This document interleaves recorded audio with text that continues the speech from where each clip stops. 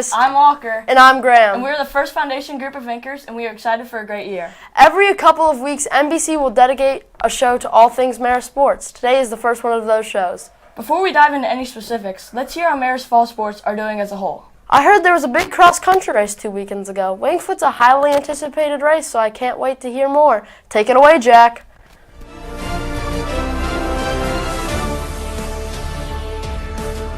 What's up, Marist? I'm Jack Gould, and you already know this is Sports Report. It is a huge week for Marist athletics, and it's been a while since we caught you up, so let's get straight into it.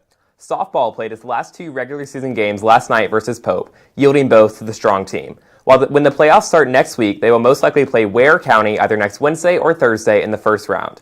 During the regular season, the team won 21 out of their 29 games, scoring just under 300 runs and conceding only 1 region matchup. They will look to make a strong showing in playoffs next week. Cross country had an early homecoming jubilee this weekend at the Great American Cross Country Festival in North Carolina. Tommy Latham finished 1.7 seconds behind first place, and sophomore Caroline Rogers was the top Marist female runner with a time of just 18.5 minutes. The team looks ahead to the Coachwood Invitational next week before sectionals at the beginning of November. Over in Young Gym, Marist volleyball is in a league of its own. They're on a 21-game win streak with an easy victory over Northview last night in the region semifinals. They have not even lost a set since August 28th. Tonight, they will play for the region title at 7 p.m. in Centennial, so be sure to be there and show out. The game will also be covered live on by MST on NFHS Network. When playoffs begin in earnest next week, the girls will likely play Wayne County at home. In broader news, the AJC reported this week that they are considering a proposal to reclassify divisions based on athletic success in place of enrollment size, starting in 2026. GHSA would use a point system not unlike the coveted Directors' Cup, which Marist has won continually in the last 2 decades. While it has not been approved yet, this move would catapult Marist into a much higher division, potentially playing against schools up to triple our size. As we hear more specifics on the plan and its approval status, we will update you. Back on campus, nothing can seem to stop the roll of the Marist football team. As we all know, our War Eagles handily beat North Springs last Friday in a 48-0 shutout. Tomorrow, the team travels to St. Pius for the long-awaited Fish Bowl, which is a region matchup this year. The War Eagles have not lost this game in 6 years and are looking to make that 7. There are 4 games left in the regular season, all of which are region games. Due to Hurricane Helene, the first round of playoffs has been moved back to November 15th instead of the 7th. But more on football, both in Hugh Spalding and across the state, tomorrow during activity period during MST's inaugural high school game day, which will be live in the arcade. Come out with all your signs and energy as we discuss all things Marist football. You may even be able to offer your own thoughts, so make sure to be there. But for now, that's all I have. I'm Jack Gould, and this has been Sports Report. Stay sporty, Marist. Thanks, Jack. Our fall teams are really dominating their way through the regular season. And congrats to Tommy Latham for his Wingfoot first place finish and Andrew Wiegand for improving his finish from 195th place to 3rd place on JV in just a year. The dedication of Marist athletes is just amazing. Anyways, David Owens and Ryan Greco are bringing us a spectacular Top 10 Plays. Across all Marist fall sports, there are a lot to choose from, so let's hear what made the cut. After high demand, MST is proud to present the first ever Marist Top 10 Plays of the Week, where we showcase the best that War Eagles athletics has to offer. I'm David Owens. And I'm Ryan Greco. Buckle up as we're going to highlight some of our best moments from last week that our star players were able to produce. During this fall season, Marist has had a record of 44-8 across our 4 major sports teams, with 12 wins coming out of our 13 games last week. So let's get into some of those great moments produced from our stars. Starting off at the number 10, the volleyball team annihilated their region games on Saturday, going 3-0 on the day. In the second set of their matchup against Pius, this no-look pass from Sophia Dawson connects with Katie Elder, who sends a rocket into Pius territory. Elder moves up to second on the team in kills per set with 2.3, and the ladies continue their 7-0 region victory streak. Heading to number 9, Marist last Friday took on Druid Hills in their second region game of the year. And after a bad punt by the Red Devils, Trace Gaines picks the ball up and accelerates past 6 defenders with ease for the first special teams touchdown of the year and his 3rd touchdown of the season. Softball is also racking up big points in their 2024 season. How about freshman Mary Julia Johnson up at bat in a scoreless game against Mount Vernon? Quick pitch straight down the middle and she pieces that ball far left, her 2nd home run of the season. Add that to the resume. Marist converts only 2 runs in the game and moves on to a record of 15-5, and now 7th in all of 4A. Number 7, heading to Cartersville for Wingfoot, the biggest race of the year. Sophomore Caroline Rogers leads all Marist female runners with a PR of 18:20, which scored 7th overall and was the second fastest time in Marist girls Wingfoot history. Now on to 6. Braden Lewis returns to football after going down with a knee injury in Marist scrimmage against BT 2 months ago. And why not start off his senior year with a 54-yard touchdown in his first play back? Turns on the Jets to dust the Red Devil defenders to add another 6 to the board. He ended up scoring twice in this region matchup, bringing him to 6 career touchdowns over 2 years of varsity. What do we have for number 5, Greco? We're heading back to volleyball. Sophia Dawson committed to North Florida University with an electric block to win the point. She has been dominant in her senior season this year, leading the team in aces, sets, and hitting percentage.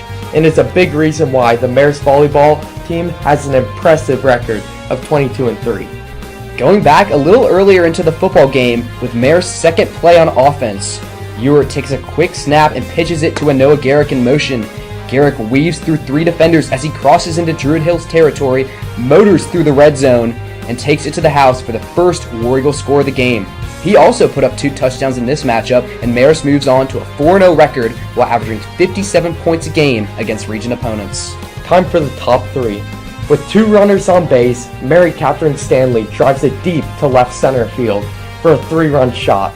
It was her 7th home run of the year and her 33rd RBI. The Boston commits fantastic hitting is a big reason why Marist softball is on a 4-game winning streak as they near the postseason. And we're back to football at number 2 on the podium. This time, Druid Hill starting with the ball, with Red Devils quarterback Trey Bryant looking to make a huge 3rd down conversion. As he lofts it up straight into the hands of Jack Callahan, Callahan smokes 4 defenders, shakes off a big hit, and returns his first career interception for a 59-yard pick 6. Marist's lockdown defense continues to lead the entire state with the least points allowed for a 2nd week in a row, with their opponents only averaging 1.8 points a game. Time for the number 1 play of the week, Tommy Latham. After winning last year's race in dominating fashion, he came into this year's race and dominated again. He ran a sub-15 minute for the first time in his Wingfoot career, which was the 3rd fastest run in Wingfoot history and brought Marist to a top 3 team finish. What a week for War Eagles athletics. Marist continues their dominance in this new division, with each active ball sport holding a top 10 place in 4A.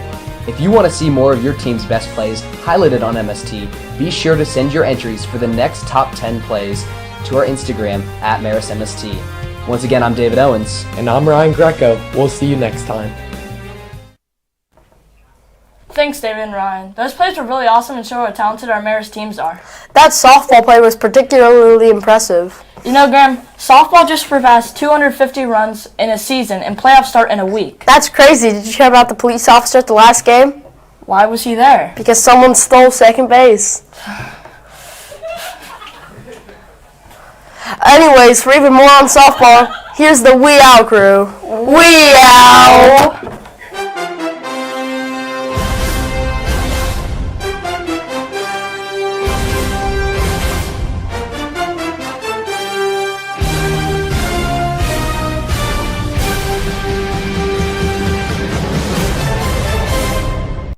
Welcome to Wee Owl. This week we're interviewing the Marist softball team.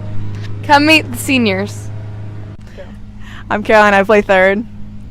I'm Julia, I catch. I'm Hanley, I play center field. I'm Kennedy, I'm a shortstop. I'm Mary Catherine, I play first base. I'm Catherine, I play left field. What are you most excited for this year? I'm most excited for playoffs. I'm most excited to play Pope and Lassiter at home this year. Probably playoffs. I'm also most excited for Pope and Lassiter. I'm also most excited for Pope and Lassiter. Most excited for Pope and Lassiter. Dugout tour. I doubt you can hear that. Welcome to our dugout tour.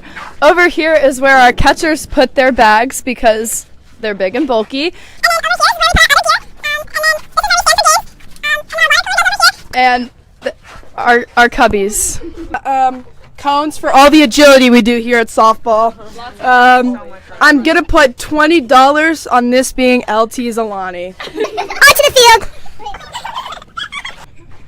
Okay, so the running is basically when we have a bad game or we miss a short hop or we don't do well, we run and you got to put your bat above your head, start running.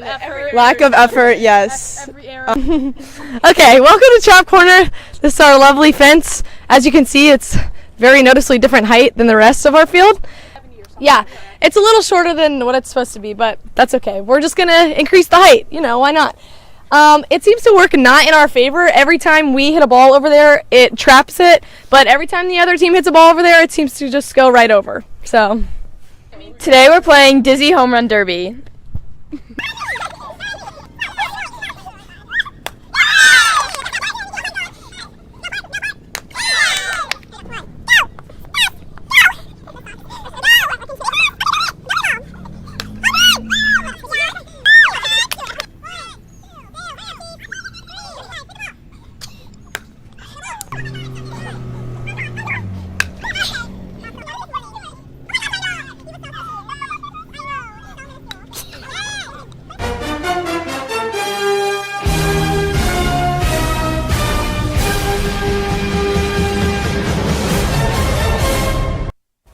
Thanks, Ria. Graham, varsity plays tomorrow night at Pius. Oh yeah, I'm totally blanking on the theme for tomorrow. Come on, Graham, you have to know this by now. Tomorrow we will wear neon at St. Pius. The football team has long been headed by Coach Chadwick ever since 1985. Since then, he's won 3 state championships and is looking for his 4th. Let's head over to Martin Laughlin to hear more.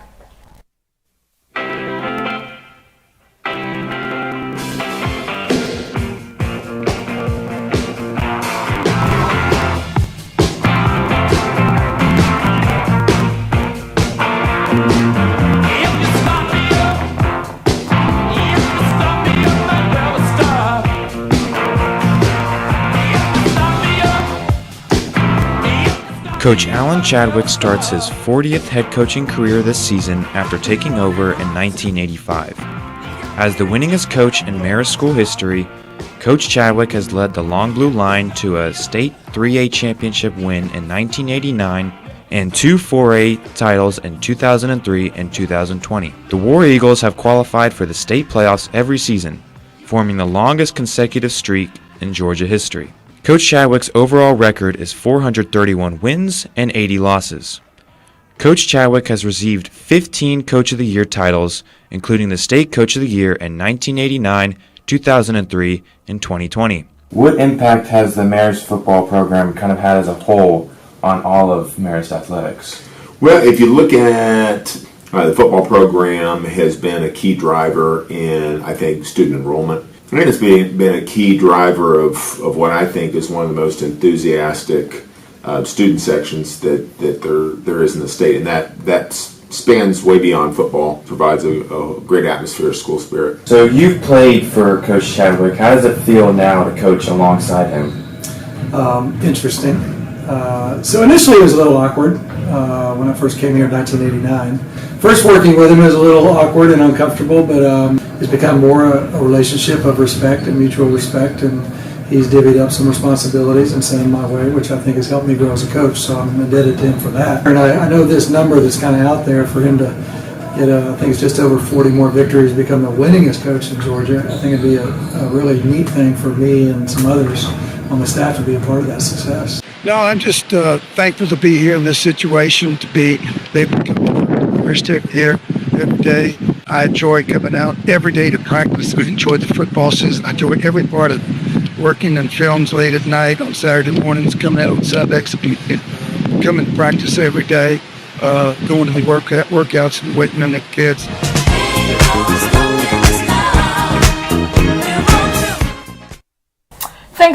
Thanks, Martin. If you want to hear more, the full-length interview can be found on NBC's social media pages. That's all for this week, Marist. Make sure to follow us on Instagram at MaristNBC. This week's poll is a highly contested one, dogs or cats. For me, it's dogs all the way. Birthday blessings go out to Margaret Stewart and Jacob Kowalczyk. Happy birthday! Once again, I'm Graham. And I'm Walker. We'll see you next time, and have a good one, Marist.